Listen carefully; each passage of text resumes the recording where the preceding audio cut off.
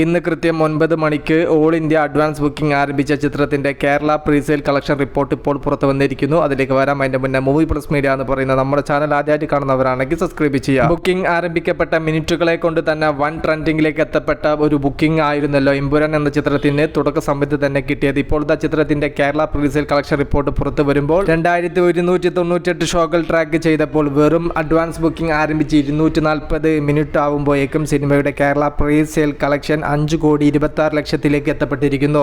2198 ഷോകളുടെ occupancy എന്ന് പറയുന്നത് 57.45%. കൊല തൂക്ക് തന്നെയാണ് എമ്പുരാൻ ചിത്രം ഇപ്പോൾ ബുക്കിംഗിലൂടെ നടത്തിക്കൊണ്ടിരിക്കുന്നത്.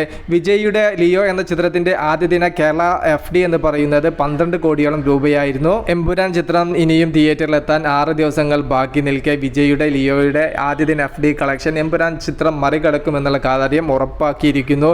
ഇനി അത് അഡ്വാൻസ് ബുക്കിംഗിലൂടെ തന്നെ മറികടക്കുമോ എന്നുള്ളതാണ് നാം ഉറ്റുനോക്കുന്നത്. കാത്തിരിക്കാം. എമ്പുരാൻ ചിത്രത്തിന്റെ കൂടുതൽ അപ്ഡേറ്റുകൾക്ക് വേണ്ടിയിട്ട് മൂവി പ്ലസ് മീഡിയ ഞാൻ ജിനു ജിനാസ്. പുതുതായിട്ട് ആരെങ്കിലും നമ്മുടെ ചാനൽ കാണുന്നവരുണ്ടെങ്കിൽ സബ്സ്ക്രൈബ് ചെയ്യുക. Okay, by.